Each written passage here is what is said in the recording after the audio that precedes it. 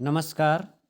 आज कक्षा 10वीं विषय संस्कृत सेमुसी का पाठ 6 लेकर आए हैं, जिसका नाम है सुभाषितानी। सुभाषितानी का मतलब होता है सुंदर वचन, जो विभिन्न ग्रंथों से लिए गए हैं।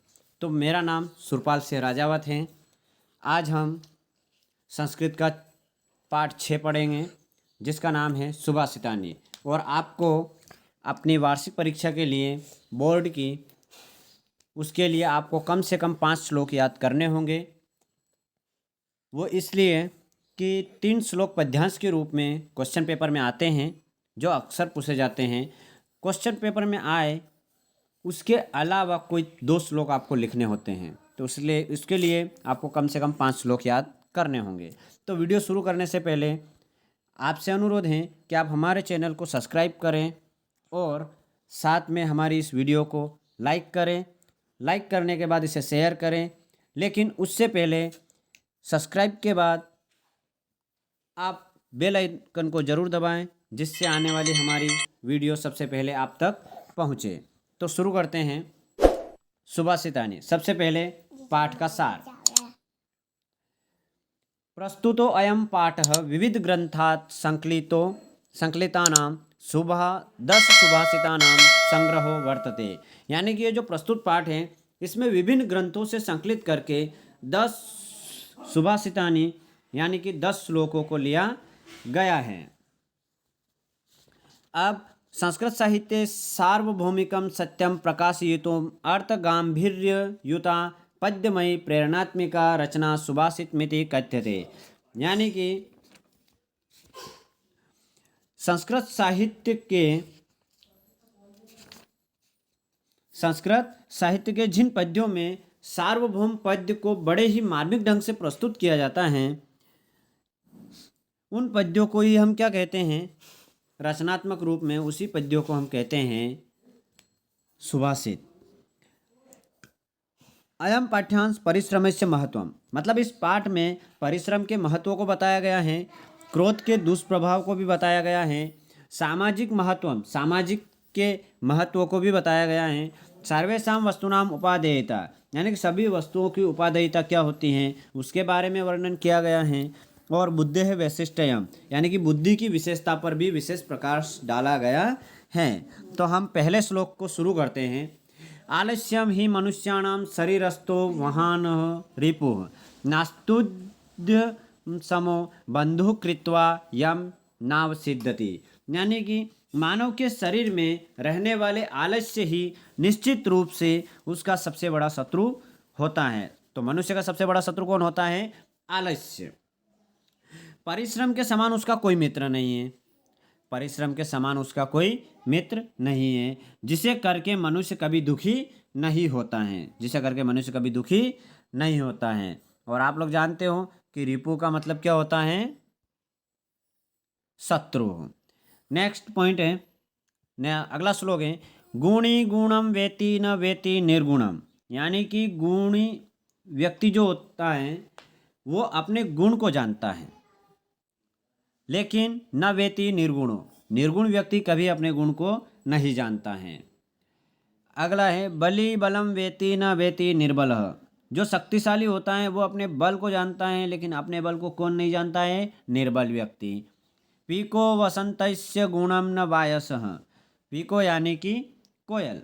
कोयल जो होता है वो वसंत के ऋतु के महत्व को जानती हैं, लेकिन उसके महत्व को नहीं जानता है तो कौन? कौवा। करिच सिंहस्य बलम न मूषकः। जो हाथी होता है वो सिंह के बल को जानता है। हाथी किसके बल को जानता है? सिंह यानी कि शेर के बल को जानता है, लेकिन जो नहीं जानता है शेर के बल को, वो कौन है? चूहा। अगला, निमित्त मुद्दिश्य ही यह प्रकुप्यति ध्रुवं च तस्यापगमे प्रसीदति।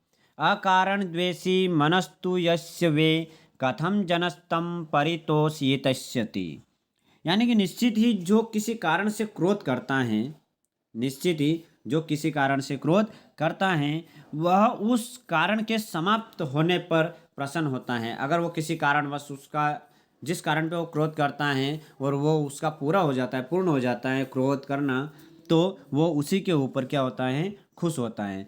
अकारण द्वेषी मनस्तु यस्य वे कथम जनस्त परितोष्यति। जिसका मन अकारण द्वेष करने वाला होता है, उससे मनुष्य कैसे संतुष्ट करेगा। मतलब जो बेफालतू ही क्रोध करता हो, उस व्यक्ति को मनुष्य कैसे संतुष्ट कर सकता है।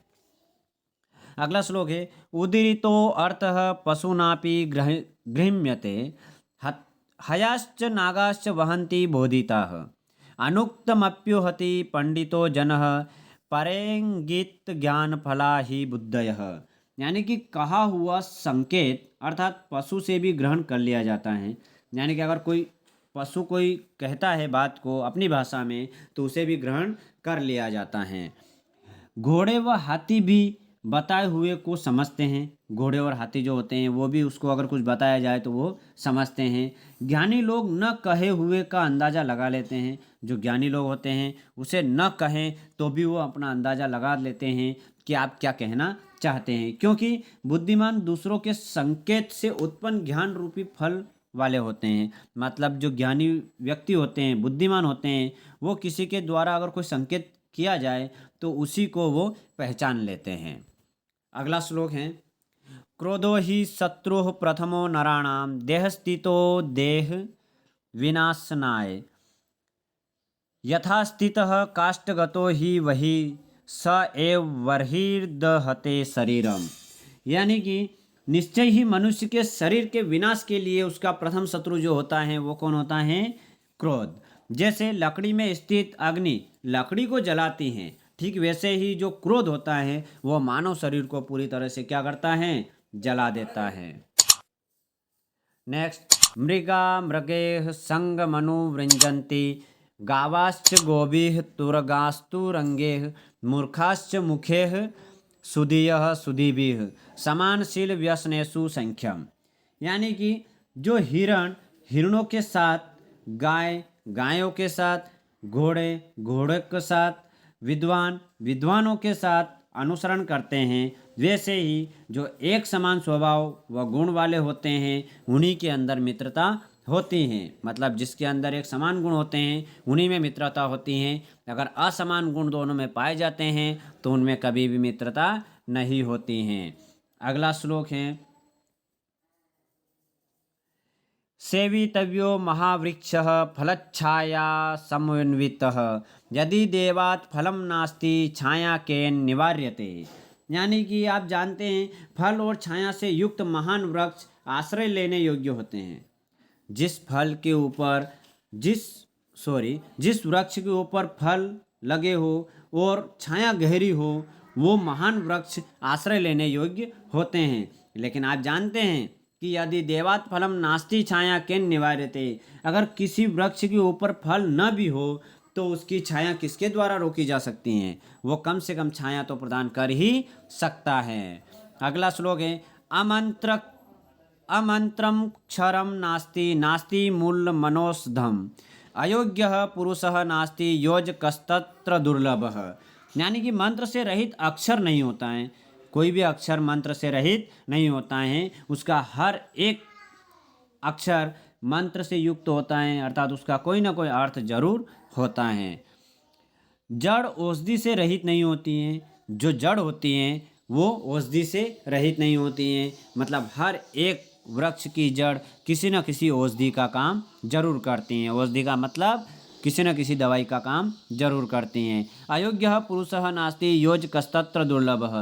पुरुष अयोग्य नहीं होता है, वहाँ जड़ वाला पारखी है जो गुणों को एकत्र करके अपना उपयोग करता है।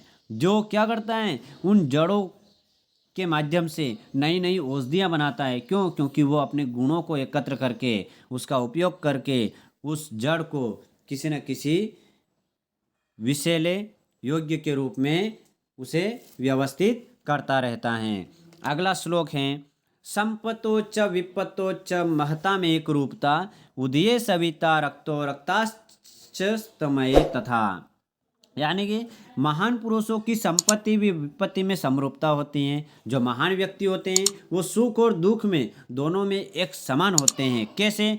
जैसे उदय सविता रक्तो रक्ताश्च महेश तथा, यानी कि जिस प्रकार सूर्य उदय होता हुआ भी लाल होता है और अस्त होते हुए भी लाल होता है, जैसे ही जो महान संत होते हैं यानी कि महापुरुष होते हैं वो दुख और सुख दोनों में समान होते हैं। और आखिरी श्लोक है, विचित्रे खलु संसारे नास्ति किंचि निरर्थकम अश्वश्चेद धामने वीरः भारस्य वहने खरः, यानी कि निश्चित रूप से इस विचित्र संसार में कुछ भी बेकार नहीं है। क्यों?